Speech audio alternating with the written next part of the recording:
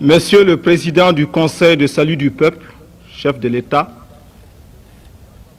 Monsieur le Président de la Cour suprême, Messieurs les membres du Conseil de salut du peuple, Mesdames, Messieurs les ministres, Monsieur le chef d'État-major général des armées, Excellences, Messieurs les ambassadeurs, Messieurs les représentants des organisations internationales, Mesdames, Messieurs les représentants des cabinets ministériels, Mesdames, Mesdemoiselles, Messieurs, honorables invités, la présente et brève cérémonie pour marquer ma prise de fonction comme Premier ministre, chef du gouvernement de la République, m'offre d'abord l'occasion de remercier le Conseil de salut du peuple pour la confiance qu'il m'a faite en m'élisant à ce poste dans le difficile combat qu'il a choisi de mener en union avec tout le peuple voltaïque pour engager résolument notre pays dans la voie de la liberté, de l'indépendance et du progrès. C'est aussi l'occasion pour moi de remercier le président du Conseil de salut du peuple, chef de l'État, pour cette même confiance qu'il a bien voulu placer en moi. Avec votre autorisation, Monsieur le Président du Conseil de salut du peuple, honorables invités, je m'adresserai tout particulièrement aux membres du gouvernement. Cette cérémonie me permet d'abord d'aborder avec vous tous, Mesdames et Messieurs les ministres, qui êtes devenus mes collaborateurs dans la conduite des responsabilités qui me sont dévolues, les grands axes de l'action qui devra être la nôtre dans le gouvernement et les exigences qu'il commande de chacun de nous pris en particulier et de nous tous en tant que composantes imbriquées d'une même force appelée à atteindre avec l'efficacité optimale les objectifs assignés par le Conseil de salut du peuple au gouvernement. Car si le Conseil de salut du peuple, en mesurant toutes les implications,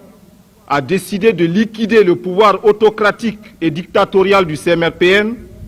en cette date historique du 7 novembre 1982, ce n'est nullement pour des raisons individuelles, subjectives ou personnelles de tel ou tel de ses membres.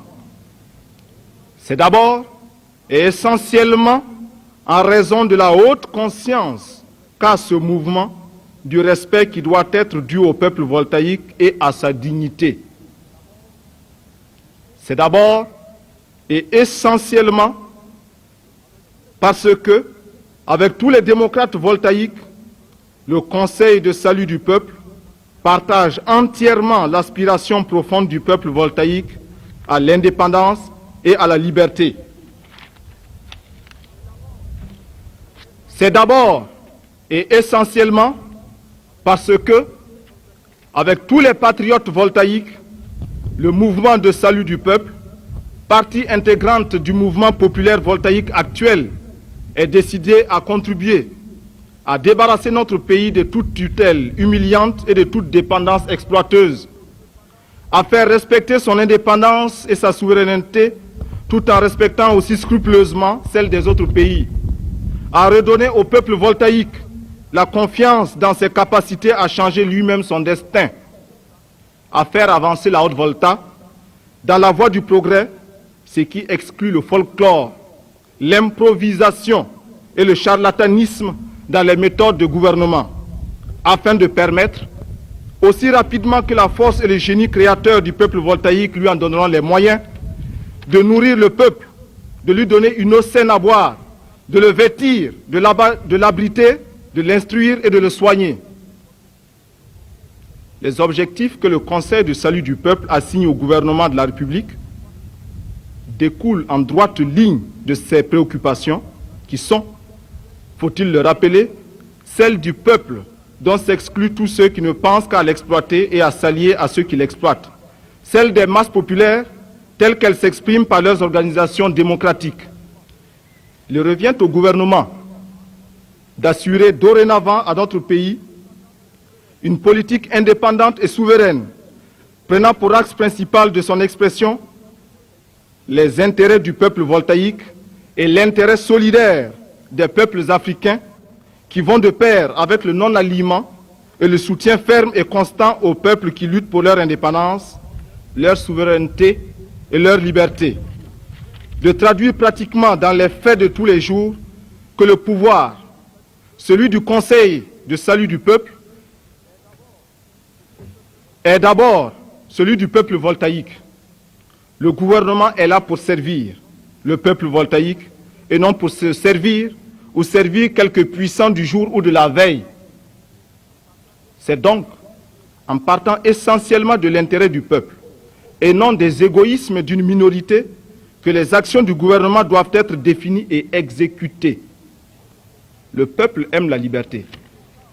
Contrairement à ce que prétendent ses ennemis et ceux qui se sont condamnés à ne pas le comprendre, pour le peuple, la liberté, ce n'est pas l'anarchie. Le peuple a droit à la liberté. Cette liberté ne doit pas se confondre avec la liberté pour les uns d'exploiter les autres pour des profits illicites, la spéculation, les détournements ou l'escroquerie. Elle ne doit pas se confondre avec la liberté pour les ennemis du peuple d'intoxiquer le peuple ou de le tromper au profit de ceux qui l'ont toujours exploité, réprimé, méprisé, bâillonné. Pour que passe la liberté, les détourneurs de la liberté ne doivent pas passer. Et le peuple lui-même, instruit par ces dures expériences, s'en chargera. Il faut que nous en soyons intimement convaincus. Le peuple voltaïque lui-même est non seulement capable de savoir, de décider et de comprendre ce qui est conforme à ses intérêts, mais il est en outre capable de construire lui-même et de ses propres mains les fondements matériels de son avenir. Mais pour y arriver, il faut non seulement qu'il ait raison de placer sa confiance dans le gouvernement, mais aussi et surtout que le gouvernement lui fasse confiance. Confiance en sa sagesse, confiance en sa perspicacité, confiance en son intelligence et en ses capacités, confiance en son esprit de sacrifice. Nous ne devons pas craindre les masses et nous barricader dans des bureaux climatisés pour penser lourdement à sa place avec les pesanteurs petites bourgeoises sans tenir compte de lui et de ses conditions concrètes de vie et de travail.